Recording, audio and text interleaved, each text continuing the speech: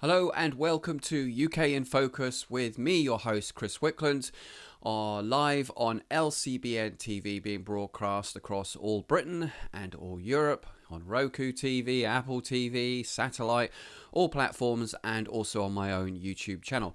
A very good morning to you. So this week has been yet another tempestuous and interesting week politically. There have been some crazy stories going on, and today we're going to be covering several of those stories in depth. I want to start this week with the BBC Gaza documentary. The BBC has been caught funneling £400,000 of license fee money into what we could basically just quite politely term a propaganda documentary fronted by none other than the son of a senior Hamas official. And if that wasn't outrageous enough, one of the cameramen hired for the project was caught celebrating the October the 7th Hamas massacre on social media. This isn't just a lapse of judgment, it's an absolute disgrace. The documentary, Gaza, How to Survive a War Zone, was pitched as a heart-wrenching glimpse into life under the siege. Instead, it turned out to be fronted by a 13-year-old, Abdullah Eliezer, whose father happens to be Dr. Ayman al-Yazouri, a senior figure in the Hamas leadership. And let's not forget Hatem Rawaga, the cameraman who thought it appropriate to cheer on the slaughter of 1,200 Israeli civilians. And yet, despite all of this, the BBC still greenlit the project and the team, and even tried to defend it when the backlash began. Now, some of you might be saying, well, Chris, maybe they just didn't know. Excuse me, itchy nose again. But the reality is this. Within an hour of that documentary coming out, there are people who are fact checkers, and they did a little bit of research, and within 1 hour, these people found out what was going on and who this child was and who his father was within 1 hour. Okay, using public easy means like Google and things like that. They figured out within 1 hour. So to say that the BBC didn't knowingly know, possibly it just went, it went by the by, nobody noticed. No, this doesn't take much research and journalistic knowledge to figure out what was going on here. And so now there are some serious questions about whether British taxpayers have inadvertently funded terror-linked propaganda.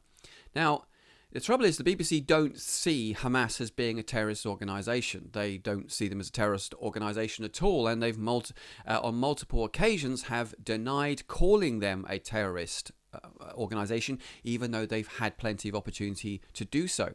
To take British taxpayers' money and use it to pay for this documentary is one thing, but hopefully a public research will have gone into this, a public affairs thing where they're going to look into this. Hopefully that will then uncover some more stuff, because if we find out that BBC actually paid Hamas in their compliance with this propaganda, shall we say, then the BBC are guilty of state sponsoring terrorism.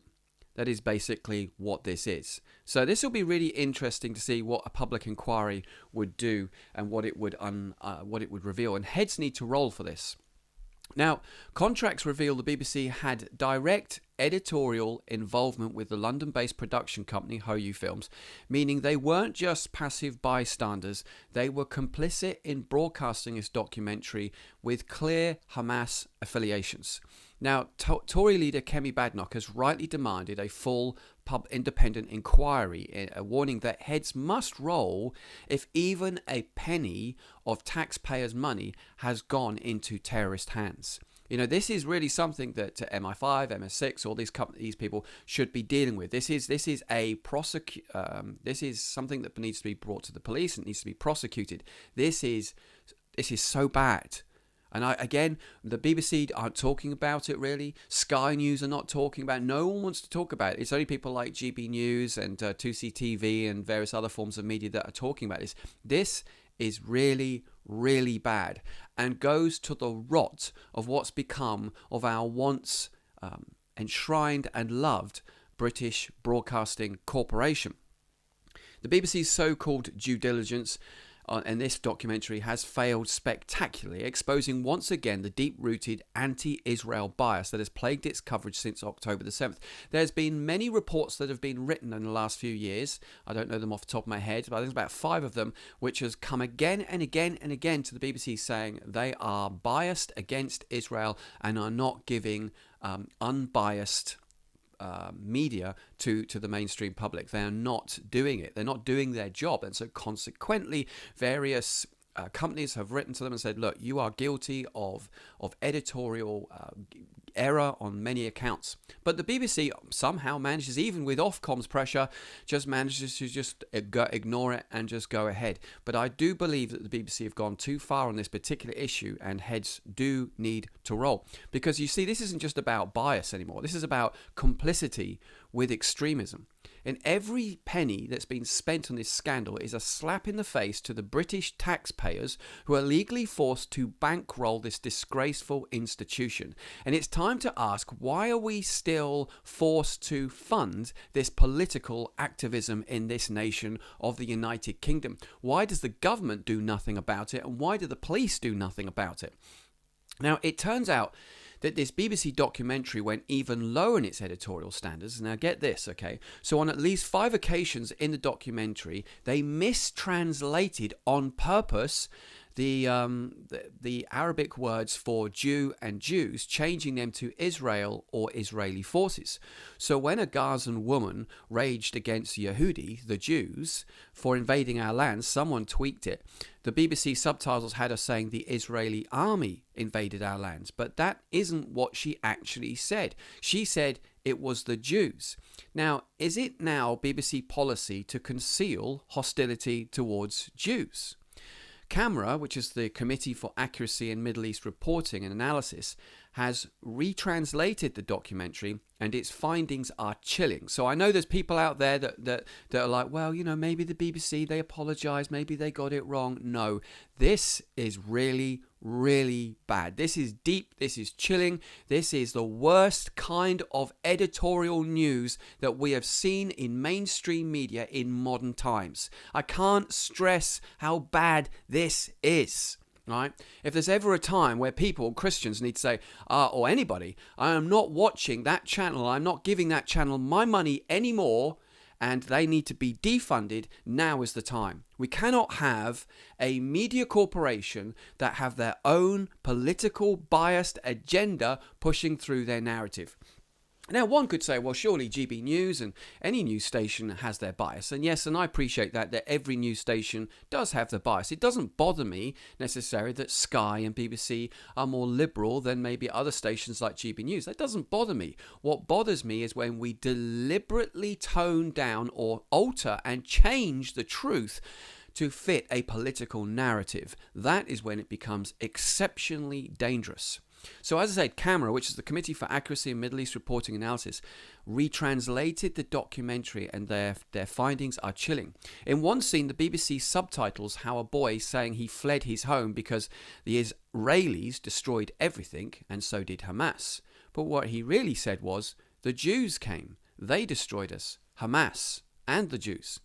A woman is saying that Hamas's 7th of October attack was the first time we invaded Israel. But what she actually said was, we were invading the Jews for the first time. In the most awful mistranslation, the documentary shows a woman commenting on Israel's killing of Hamas leader Yahya Sinwar in October last year. And Sinwar was fighting and resisting Israeli forces, the subtitles say. But that isn't what she said. What she said was he was engaging in resistance and jihad against the Jews.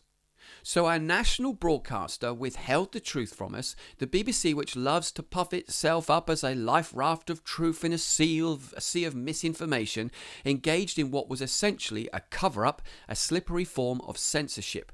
The filmmakers encountered Gazan after Gazan who slammed the Jews for their allegedly wicked behaviour, but the Beeb airbrushed it all away. The people of Gaza are mad at Israel, its documentary said, but now we know the truth. Some of them are just plain mad at the Jews. Now, there are so many breaches of journalistic standards here and of basic morality that it's hard to know where to begin in bringing an accusation against the BBC here. Mistranslating the words of foreign interviewees is a huge no-no in journalism. It deceives viewers, blinding them to the truth of how people are actually thinking. As for turning invective into the Jews into criticism of Israeli forces, that isn't journalism, that's outright good old-fashioned propaganda. The job of the journalist is to reflect back to us the world as it really is, or as best as we can, not to feed us some half-baked morality tale. The BBC found people in Gaza who were more happy to rail against the Jews and even to praise jihad, which is holy war against them. Yet, it fed us an image of Gaza as brimming with people who just want to make heartfelt political criticisms of Israel. This was plain and simply fake news. Why would the BBC memory hold Gazans' fury against Yehudi? Why did it even disguise a woman's celebration of holy war against Jews? It seems to me, and probably to many others, that the BBC sacrificed objectivity at the altar of the political narrative. It knows that the kind of people who watch these late-night documentaries on BBC Two probably dislike Israel and pity Palestine. And it couldn't possibly show these viewers and the reality on the ground, which is that many Palestinians actually sympathize with the monsters of Hamas and disdain the Jews. So it buried the truth in order to prop up the chattering classes' infantile conviction that Israel is evil and Palestine is pure. Which is just the narrative that is going on in our political system. This narrative is going on everywhere. I mean, it's even going on in Christianity as well, which just blows my mind. The end result is basically moral cover for Hamas and its supporters. It's raising Gazans' fury with the Jews in sanitizing their support for jihad against the Jews. It obscured the truth of what Israel is up against. And this was a propaganda coup for the terror group that carried out the worst assault on Jewish people since the Holocaust of the Second World War. You know, is it not good enough that the BBC has now removed this dishonest documentary from iPlayer? I mean, that people say it's good enough, they've removed it. No. Heads need to roll on this. I'm sorry, but there's no sympathy here. If I did this, if you did this, okay, we would be in serious trouble. And the fact that potentially the BBC not only used taxpayers' money, to pay for this propaganda, but if it turns out that they've actually paid these Gazans to do this and through that end up giving money to Hamas, then the BBC have knowingly given state funds to state-funded terrorism. This is a crime of unimaginable proportions. If this had happened in the 1930s and 1940s, BBC would be done for, I guess, acts of treason against their own country. This is really quite dark. This is very, very macabre. Now, in the light of all this political correctness and multicultural madness, which has caused the BBC to create content that is basically fake news. And in the light that Labour, very soon now, will be announcing the formation of a council to start a draft on forming Islamophobia laws, which will be, as we all know, will be the iron fist to freedom of speech and freedom of thought. So this week, I deemed it wise to interview Tim Dieppe from Christian Concern and talking to him about his latest book. There's this one here, which is The Challenge of Islam. Now, again, I'm talking to Christians. I'm not talking to mainstream, average Joes on the street. I'm speaking specifically to Christians here. The fact that so many Christians seem to be asleep to this ticking time bomb in this nation, I think is utterly shocking to me.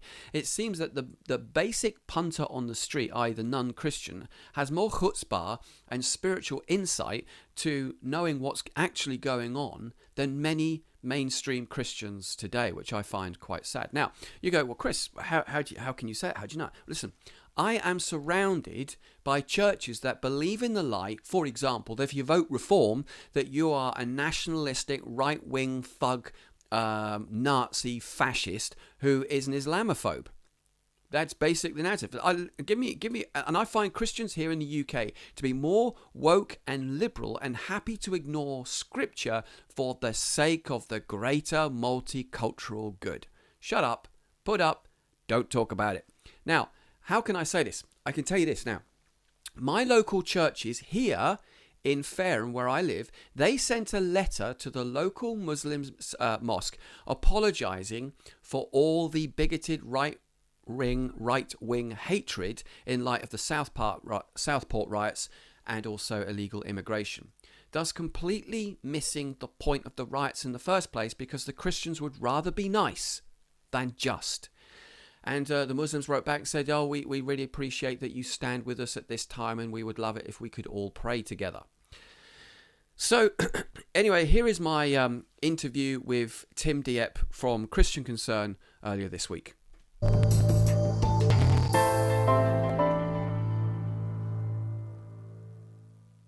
So, Tim, again, thank you very much for coming on the show to do this interview with me.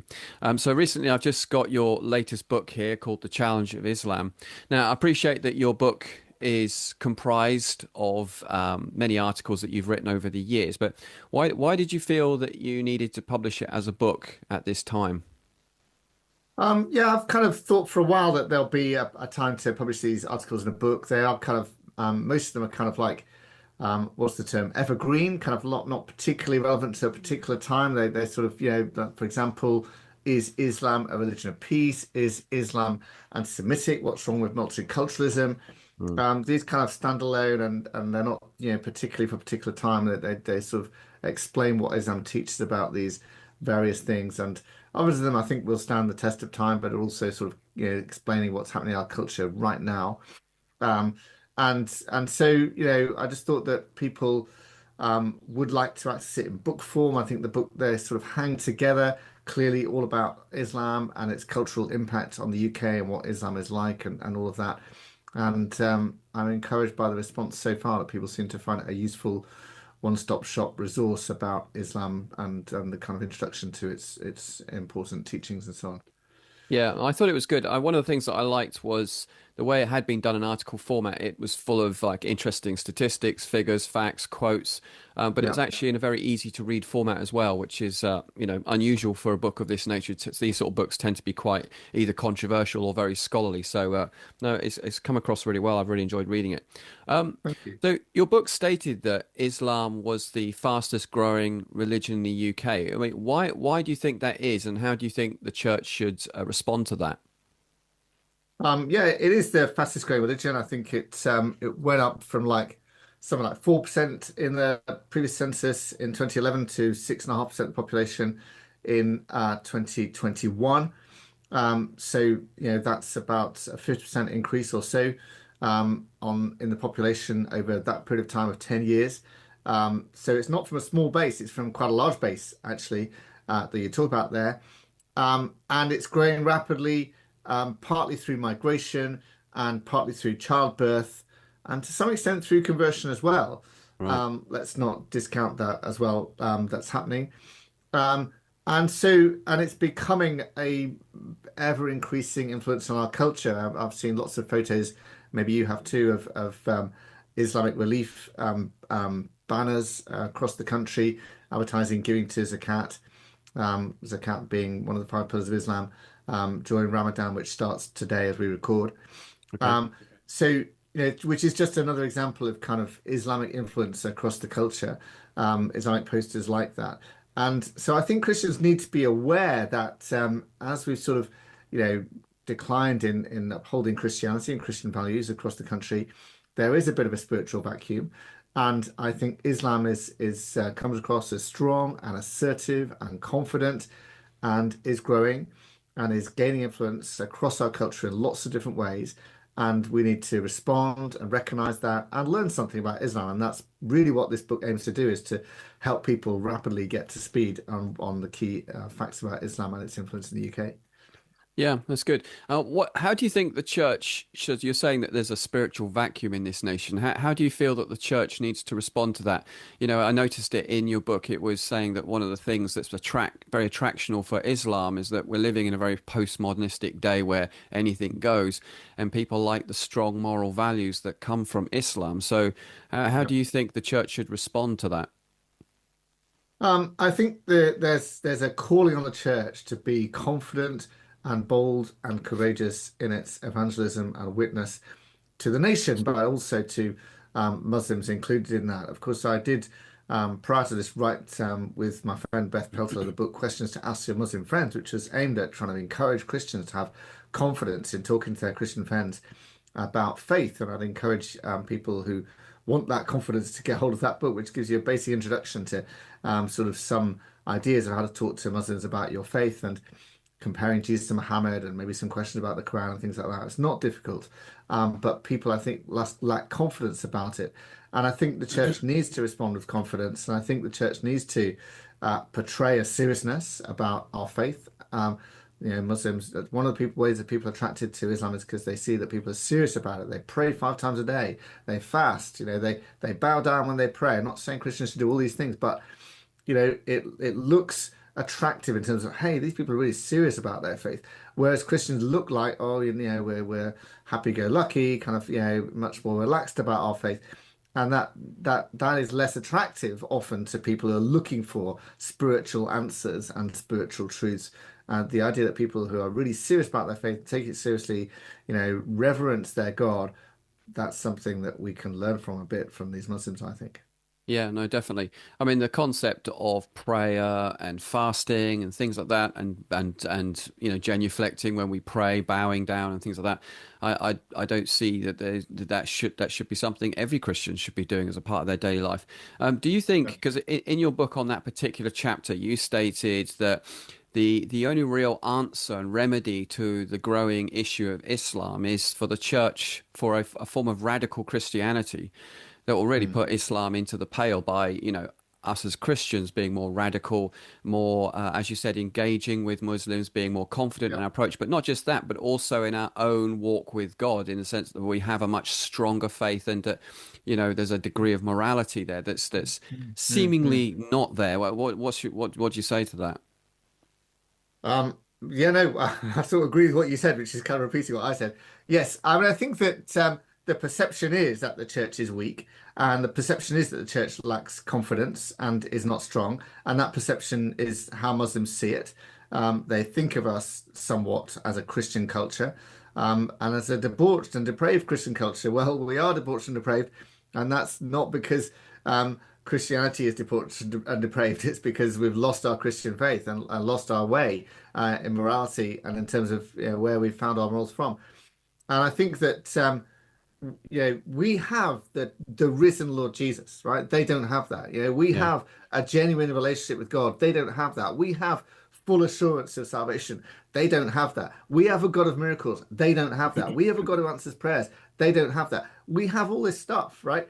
We've got so much to offer. We've got the truth and the reality to offer to them. And so let's do it with real confidence and boldness and unashamedness and go and proclaim the truth and the real gospel. And Muhammad is a false prophet or not a prophet, however you want to say it, and Islam is a false religion.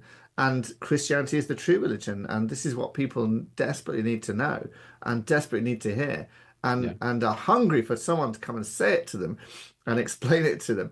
And this is the challenge for the church, if you like, to Islam poses a challenge. And I think it's the rise of Islam in the country is to some extent a judgment of God on the church and a sort of provocation from God. Look at these people who are so bold and confident in a false religion. Can't you be at least somewhat as bold and confident as them? And I think that's kind of the challenge that Islam poses to us as Christians here in the UK today. Yeah, no, definitely. I think the problem, though, with a lot of Christianity certainly here in the West in Britain is that we almost think that Christianity is about being nice, and so some would say being demonstrative with your faith, would be deemed offensive, and therein lies half the problem. In chapter three Well, of your I book, can I just respond to yeah, that, yeah, because you're right, and that is the perception, and that's it's also part of British culture, I think, politeness, all that kind of stuff. You do just want to look though at Matthew 25 and how Jesus interacted with the Pharisees, Mm. who were obviously very legalistic and religious, and proud of it and arrogant about it and all that kind of thing. And Jesus criticized them and spoke to them in very harsh terms, thoroughly politically incorrect in today's terminology. That's what Jesus is like. And I think Muslims, those that are devout, are very much like the Pharisees in that respect. Islam is a legalistic religion. They are proud and arrogant of their faith, and they need some confrontation, actually, which is exactly the model that Jesus has for us there. And so, the testimony of Hatun Tash, who is a fantastic evangelist to Muslims, is that she Yeah. tried saying to Muslims, God loves you, and didn't get anywhere. Only when she started saying Muhammad is a false prophet, then they sat up and listened and wanted to talk about it. So confrontation works actually. And Jesus asked questions, getting back to this book, questions to ask your Muslim friends. Jesus asked well over 100 questions in the Gospels, often in different ways, often different means, and so on. And often he even responded to questions asked to him with a question back. So, asking questions and being somewhat confrontational is actually what is effective. And you can see that model to some degree in Paul as well in Acts, in some of his preaching. And this is something that we need to, reclaim as Christians in this country. And, softly, softly will not work in this Yeah. context. You actually need some boldness and confrontation and question asking and being a bit provocative. Yeah, no, I agree. I got a friend, he's an Egyptian pastor and he does a lot of work here in Britain and he does a lot of work with Muslims. And he says that's what they want. They want to see Christians getting confrontational with them. The problem is we here in the West, we think being confrontational isn't Christ-like. So there's the problem. Um, Mm. moving on then. So in chapter 3 of your book, you said that many young girls were being sacrificed on the altars of multiculturalism and political correctness. Do you want to explain what you meant by that? Yes, this is obviously about grooming gangs, which have been in the news big time in the last few months. I think it went international for the first time, to the shame of this country. It's been going on for something like 50 years, Wow. that Islamic grooming gangs have been sexually abusing young white British girls, and the police and local authorities have been turning a blind eye to it, or scared, or refusing to engage with it, because of the risk of inflaming community tensions, or because of the risk of being called Islamophobic or racist. And this is where multiculturalism has led us, and this is where political correctness has led us. We are more afraid of being politically correct, being politically incorrect rather, than of actually tackling rape and abuse of young girls. So Mm. this is why I put it this way: we're sacrificing girls on the altar of political correctness, because we're saying, oh, I'd rather be politically correct than help you. I'd rather be politically correct than charge this man and arrest this man, when found having sex with you as an underage girl, which is clearly an offence. Or we'll let him off and we'll perhaps arrest you. This is what has actually happened in some cases. Yes, that's right. Oh, Yeah. you girl under 16 who's clearly just been raped, you deserve it. You're just, you're just a prostitute. You can't be a prostitute. It's illegal to have sex with someone under 16. So the police should be prosecuting it, but they don't want to bother. And so they sacrifice these girls on these altars. And that is how I express it, and that's why I put it in this way. Yeah, no, it's good words. And why do you think in our Labour government, and actually in the previous government, to be fair as well, why do you think there's no stomach for a national inquiry into the Pakistani Muslim rape gangs? I think, even after all of the political pressure and media pressure that came, in the media over sort of December, January plus, time frame, and massive calls for a national inquiry, the government refused to do that and instead said we need five local inquiries. It's not good enough, because often these girls have been trafficked across local borders, across local county borders. So how is a local inquiry supposed to deal with that? And it's been happening in dozens of towns up and down the country. So why is five inquiries going to deal with that? It does need a full national inquiry. The governments haven't done it so far for exactly these kind of reasons: political correctness, fear, not really wanting to engage, not really wanting to get to the bottom of it, and fear of upsetting the Muslim community, I think. And so, one day I hope we'll get to grips with it and we'll have some people in government who actually want to do this. But at the moment, they're trying to find ways to stop it and just do 5 local inquiries, and that's where we've got to. Yeah, I was watching the New Culture Forum the other day, and they had an interview guys they were speaking to, and he was basically saying that there's a lot more going on here that behind the scenes as well, where politicians were turning blind eyes or councillors for the sake of postal votes so they could stay in power. I do think that if this comes out, this could be Britain's greatest shame, and probably if this ever got out. I suspect this is not just something on the ground, but this goes into council and possibly into government itself and into the police. And I think if people realised how bad this was, I think it would be completely shocking for our nation. So in your book, you quoted from in that particular chapter, you quoted from Peter McLaughlin's grooming gang convictions, stating that all those convicted for the grooming gangs, 87% of them were actually Muslim. And given that Muslims only make up 5% of the population, that would mean that a Muslim man is some 127 times more likely to be convicted of grooming gangs than that of non-Muslims. That's a pretty shocking statistic. So, why do you think there is justification from the Islamic community that this kind of behavior is acceptable? I mean, is this something that comes from the Muslim faith?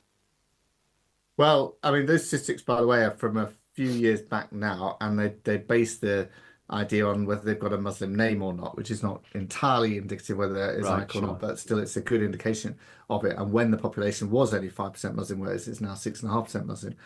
But there we are. That statistic was correct, and it's probably still correct. 187 times more likely to be arrested for grooming gang offences than a non-Muslim. Um, so yes, and the fact is that Muhammad had sex slaves and encouraged his followers to have sex slaves. Right. And there are rules and verses in the Quran that talk about that, and then the Hadith as well that talk about that and that justify that and talk about girls that your right hand possess, which means slave girls that you've captured in warfare and so on, and talk about girls that don't cover themselves up as basically being inviting abuse or inviting sexual abuse. So there is an element of this that can be justified from Islamic teaching, and the testimonies of the many of these girls who've had this abuse is that they were forced to learn the Quran in some cases, they had Sharia marriages in some cases.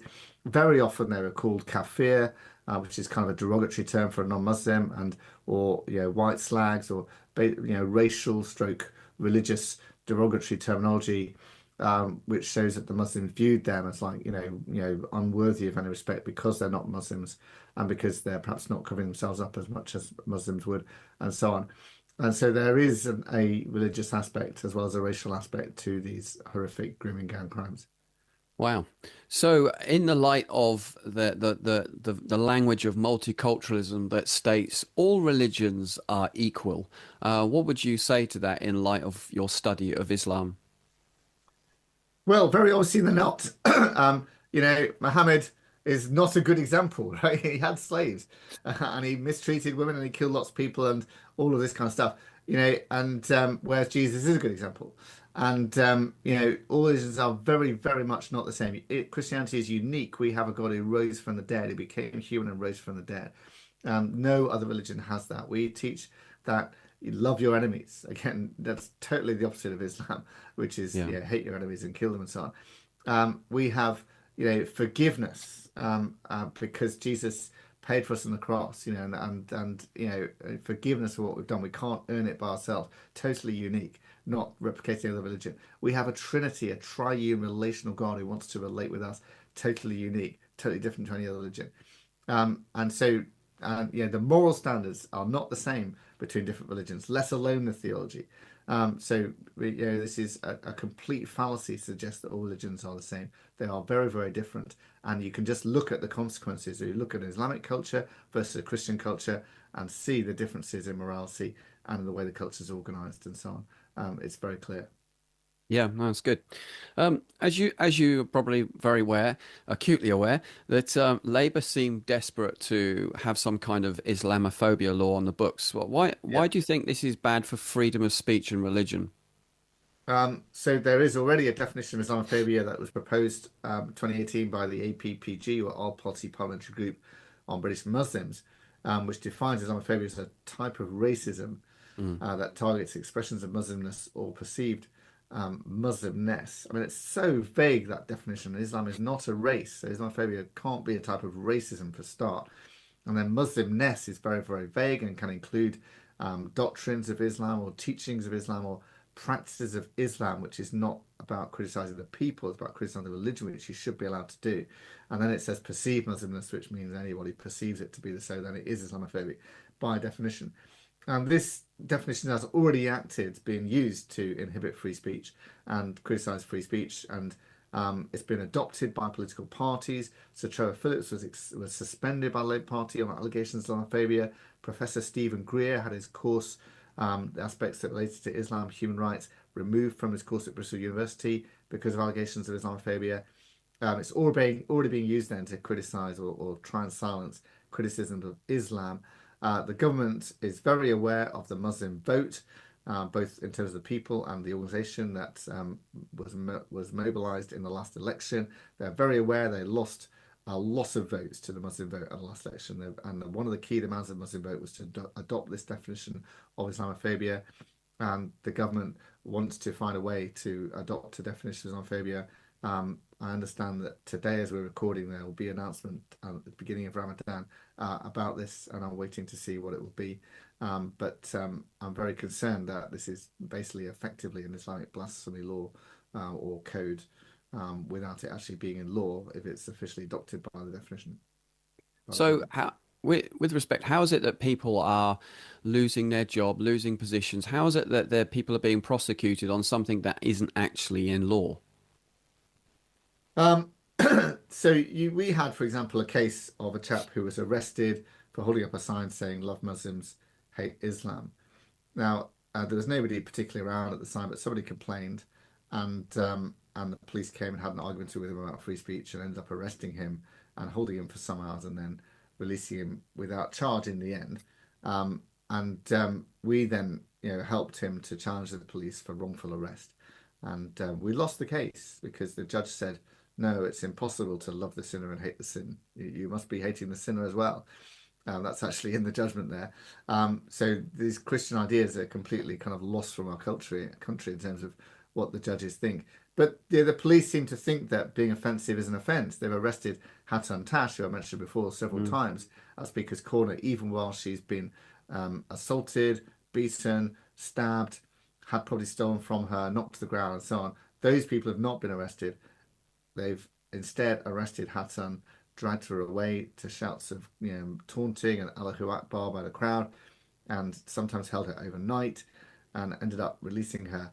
We've twice obtained compensation for her from the police of £10,000 Wow. each time for wrongful arrest. So the police are acting, beyond their bounds in doing this. They should not be. It's not a crime to criticize Islam, to say Muhammad is a false prophet, to do it in the most provocative manner, as Hassan Tash sometimes does. But the police act as if it was and believe it was, it seems. Yeah. Um, One of the things that you probably be able to eloquently convey is what is the connection between our modern liberal ideologies of today and why do they want to embrace Islam so much? Do you mean like the sort of the left Yeah, acting in collaboration with Islam? yeah, Um, Yeah, no, it's kind of extraordinary, isn't it? Because you'd have thought that they wouldn't get on well together.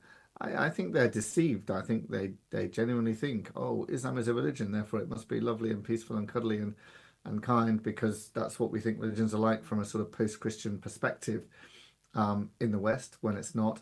I think there's also this whole sort of cultural Marxism or critical theory, whichever you like to call it, which sort of says, oh, Muslims are victims and need to be loved and need to be cared for and protected and all that kind of thing. I think there's um, elements to which they're afraid of being called racist, afraid of being called Islamophobic, and they want to partner with Muslims. And there's elements of which, as I said, they're aware that the Muslim vote is increasing in influence across the country. I expect there will be a national Islamic political party by the next election. and they want to, try and appease and attract the Muslim voters. Yeah, I mean, just off the cuff, I mean, to me that just sounds absolutely ludicrous in that, they know from their own home office, they know what the statistics are. They know they must surely understand the reality and the gravity of the situation that they've got themselves into. I just can't understand why they're kowtowing to the Islamic faith, knowing that ultimately it could literally change Britain. It could change its culture, change its values, change its legal system, and could become pose a very dangerous threat to our way of life. What do you say to that? And and well, and in spite of people with clear Islamic motives having assassinated an MP, Yeah. you'd have thought that might make them think twice. And having carried out multiple terrorist attacks, you'd have thought that might make them think twice. Of course, most Muslims are peaceful and Mhm. peace-loving people. Let's not let's not pretend that otherwise and most of the Muslims that the MPs meet, they're peaceful and lovely people, and I'll say, oh, that's nothing to do with Islam, and they believe that and want to believe that. And so, and they are so ideologically captured by multiculturalism, as you've said, and by the idea that all faiths are kind of equivalent in some way, that they just think we just got to be nice to these people and they'll be nice back. Yeah, right. So another problem that I've seen in Britain, I'm not sure if you've touched. No, you did actually, I think, touch on this in your books. How many Sharia law courts are there currently in Britain, officially or unofficially, that we are aware of? And why is it that they're even tolerated within the context of British law? Yes, so there is no official record of Sharia courts in the country. The government does not know. Nobody knows how many of these Sharia courts there are across the country. Estimates range from about 85 to 150 in different places.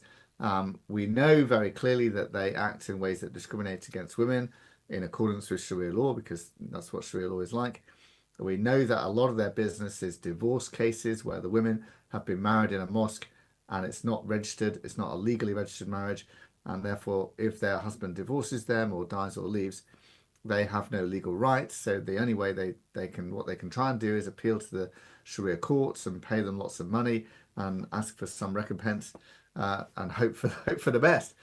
Um, and um, and so it is kind of a parallel legal system that is happening. We don't really have one law for all. We have Sharia law for some people, and it's been found that in some cases, other disputes that are not divorces at all, but even to do with violence and assault, are being sort of sorted out in Sharia courts rather than in British legal courts.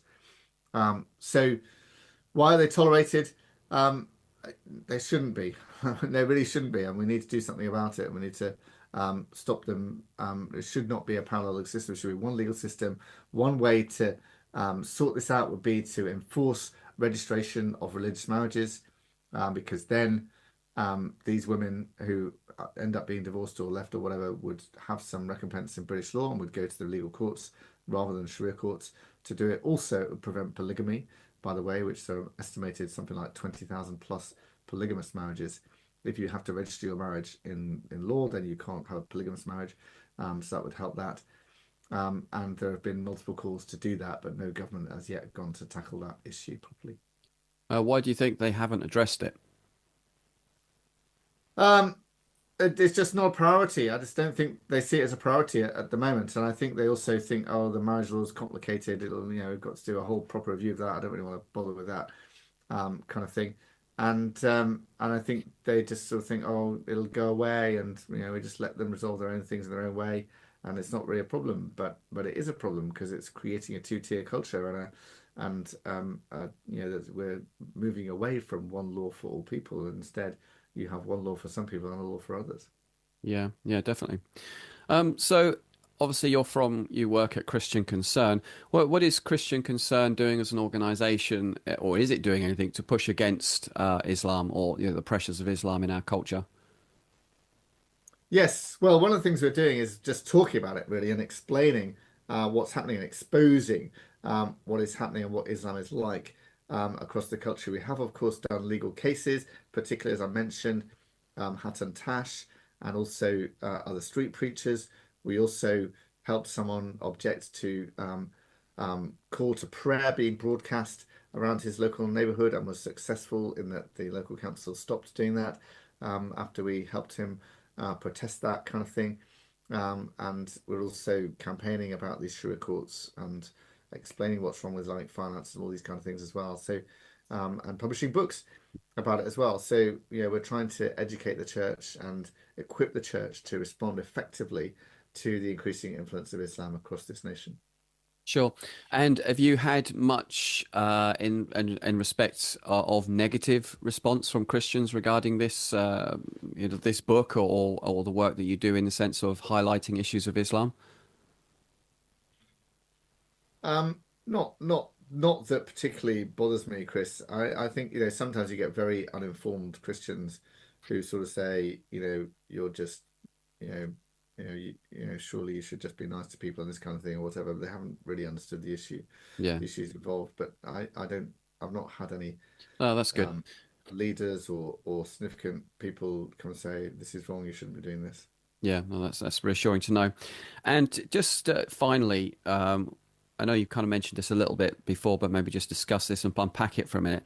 But realistically, what and how can Christians push back and challenge Islam within Great Britain?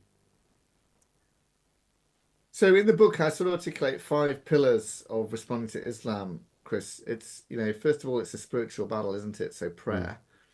Our battle is not against flesh and blood, but against the rulers, authorities, and principalities of the world. And so, so we do need to pray about it. Um, Secondly, love.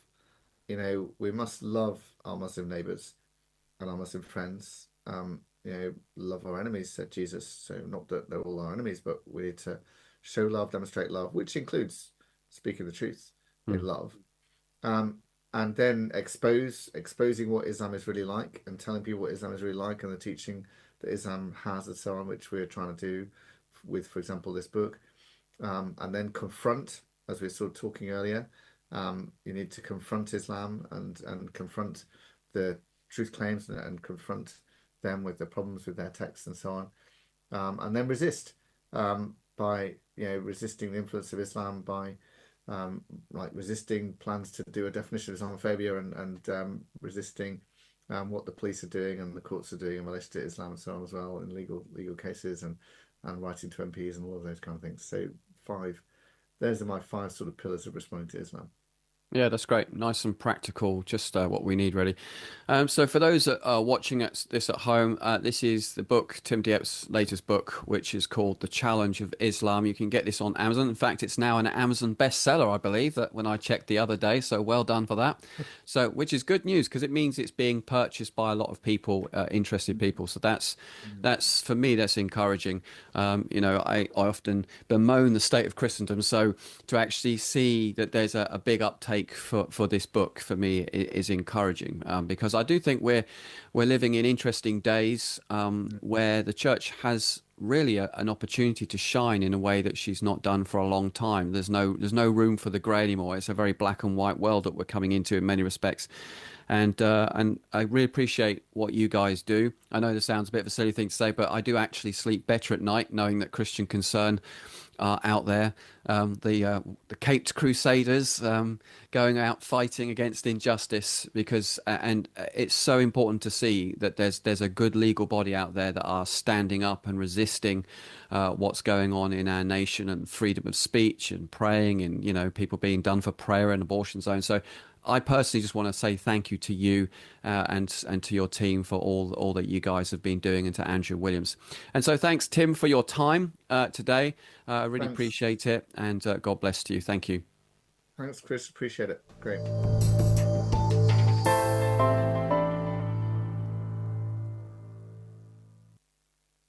And so that was an interview there with Tim Diep. So I'm very thankful for him for coming on to the show from Christian Concern. And the book that I was promoting there is The Challenge of Islam. So it's on Amazon. Highly recommend that you get it. It's a really good read. It's an easy read considering there's a lot of details in there, but it is actually a really good book and very informative, which is what we need in these days. What I thought was interesting in that interview was Tim's response, practical response to the sort of 5 pillars of Islam, in the sense that the 5 pillars of Islam are, it's just these 5 key elements that makes Islam a very simple religion in many respects, but a very intoxicating religion, in that, you know, they pray for 5 times a day and various other things, and they fast. And I find that in today's Christianity, we do have a bit of a problem. And now, you know, people understand, a lot of people who watch me, they know where I'm coming from. But and this is very nuanced. So although I might say a few things here, it's a lot more nuanced, and it's a lot more complex. But from a simplistic term, I do believe that Christianity politely does need to get its act together for a bit. So, for example, the Muslims think that Christians are the religion that doesn't pray. And I have to kind of go along with that, because in the sense of, we as Christians, we know we do pray, obviously, but Muslims pray at set times of the day and in a very formal manner. And they look at us and go, you guys are just, you lack self-discipline, you don't fast, you just lack discipline. And so that's one of the reasons why I'm a great promoter of this book here. This is the Divine Worship, the Daily Office. Not just this book. This book is essentially really the Book of Common Prayer, where as Christians we get together and we pray at certain times of the day. Now you might go, Chris, this is the year whatever, 2025. We don't do that anymore. That's archaic. That's ancient religion. It's a dead work. We don't do that anymore. But let me tell you something that may be of interest, that may put a spanner in the works on that kind of philosophy. So we know in the book of Acts that people prayed at the 3rd, the 9th hour, the 12th hour, etc. So we know that the early church prayed at those hours, and traditionally they were praying psalms. It was a tradition that came from the Jewish believers, because they took it on from Judaism. They brought it into the early forms of Christianity, and then the early church picked up on that. And so the early church has been praying for a minimum of 3 times a day, and then later in the monastic disciplines 7 times a day, for literally thousands of years. Even right throughout the whole church age, the Orthodox still do it, the Catholics still do it. Then when we come to the Reformation, the Lutherans still do it, the Anglican Church still do, well, vaguely still do it. But the idea of praying liturgically and praying at certain times of the day, it has always been a staple diet of Christianity. It's only really been, I'd probably say, even in the last 100 years, where a lot of these things have fallen into decline. Man, even the Methodists have a prayer book in certain parts of the world that they use. Mainstream free church evangelical Christianity thinks this kind of stuff is religious. Now, I've been doing a little social experiment in our church this last month. This month we've been doing things like prayer and worship nights, house of prayer, praying the liturgy of the hours, praying this at certain times of the day and things, and doing online evensong a couple of times a week. And a lot of people have really, really enjoyed it, and it's really deepened their faith. I guess the problem is, from a modern day me-centric type of Christianity, is like, well, what do I get out of this? You know, I do this, but I don't feel anything. I'm not getting anything out of this. Where actually, you know, it's like when we come to church on a Sunday and we're worshipping, like, I just didn't get anything out of the worship. It's like, you're not supposed to get anything out of the worship. If you get something out of the worship, praise God. But actually, you're a priest before your God, and you're supposed to offer up a sweet incense of a sacrifice of praise. That means sometimes you don't want to praise, but you've got to praise, amen? And it's a part of your priestly offering to God. It's like the Old Testament priests, when they offered an offering to the Lord, they sacrificed an animal. So when we do praise and prayers to our God, it's the same kind of thing. It's giving up that sacrifice of praise and worship to God. And so when I use this book, I mean, I use this most days, 5 days a week I use this, because I take Friday and Saturday off because I'm just a busy guy and stuff. But I do this 5 days a week, and it has so enriched my prayer life. But I'm still a crazy charismatic. I still pray in tongues. I still prophesy. I still journal down things I think God is saying to me. So I have a very fruitful and very full prayer life. But I will not be accused by a Muslim for saying, and I don't do it for their sake, but I will not be accused by Muslims saying, you are one of those Christians that don't pray. Because it's like, actually I do. And another thing that they don't like is Christians that will not bow when they pray. Again, you know, genuflecting, which is when we bow and prostrate ourselves in prayer and do the whole mark of the cross things, has always been done in Christianity, has been done so for thousands of years, and the Jewish people do it as well, minus the marking the cross, of course. And the Muslims do it. But again, the modern day Christian, I don't feel like I need to get on my knees to do something. I get this sort of stuff all the time. So, for example, the Bible says that we're slaves of Christ. And not everyone, but occasionally I get these Christians like, oh, I'm not a slave for Christ. I'm a son of Christ, or I'm a daughter of Christ. I'm no one's slave. I'm a son and daughter. I have rights. I have privileges. And it's like, yeah, you are a son of the living God, and you have been adopted into his wonderful family. But the Bible also says you're a slave. So do as you're told and get on with it.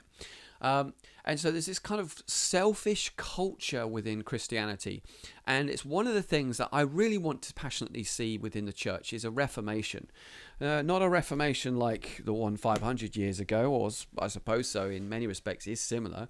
But actually, just coming back to this book here, coming back to, not this particular book, but, the Bible itself, coming back to the Bible. Coming back to the heart of Scripture, and coming back to a lot of things that we've lost along the way, which have been valuable and a key diet of Christianity for thousands of years. Now, I know those in the Jewish roots side of things will go, well, we don't do that because that's just the religions and traditions of man. But I would beg to differ and say, well, actually, for example, if you celebrate Hanukkah, that is also a religion and tradition of man. It's got nothing to do with Holy Scripture. So we could argue this all day, but remember, it's the traditions of man that make the word of God of no effect are bad traditions. There are good traditions and there are bad traditions. And with respect, praying the hours every day, which is pretty much 95% scripture, you can't tell me that that's a dead religious work. You can't honestly in good faith tell me that praying this is a dead religious work. And you wouldn't know until you tried. And I appreciate some of you go, well, actually, I was brought up on that and I just can't stand it. My answer to that would also be, and I don't mean to be condescending, is that a lot of people that have done this earlier in their lives didn't understand what they were doing or why they were doing it. When you understand that you are a priest before the living God and you are offering sacrifices at certain times of the day, just like they did in the Old Testament offerings, which was designed and built to the prototype of the design of heaven, and we see in the book of Revelation in chapters 4, 5, 6, and 8, the angelic, what's going on in heaven with the angelic priesthood, etc., we get a good clear snapshot of what's going on in heaven, and we want to mimic that down on the earth. And we, as of the priesthood of Melchizedek, should be mimicking that daily in our lives. Anyway, that's my personal thoughts. That's a simple thing that we could do. It doesn't matter if you're a Hebrew roots Christian right through to Catholic or Orthodox, Presbyterian, First Baptist, Second Baptist, Lutheran, Episcopalian, it doesn't matter. We need to come back to some basics. And I do believe that the Muslims do actually have a reasonable charge against us in that we don't really show true humility before our God. I don't need to get on my knees when I pray. The Bible does say stand when you pray. The Bible also says kneel when you pray. They prostrate when you pray. So it's not just one size fits all deal. But I do believe that we need to come back to some basics in our Christian faith again. Anyway, we have covered a lot of stuff in our show. Hopefully you don't mind me ranting and raving. I'm just, especially with the BBC Gaza documentary, I'm just amazed at the things that people seem to get away with in Britain at this moment in time and do not seem to come under the scrutiny of the law, which they should do. Heads should roll for that, but there we go. So anyway, I hope you've been blessed by today's show. Please always write to us, give us some comments, put it on the YouTube channel or whatever. It's nice to hear what people think, both good and bad. And so until next time, God bless you all, and I'll see you again soon. Bye-bye.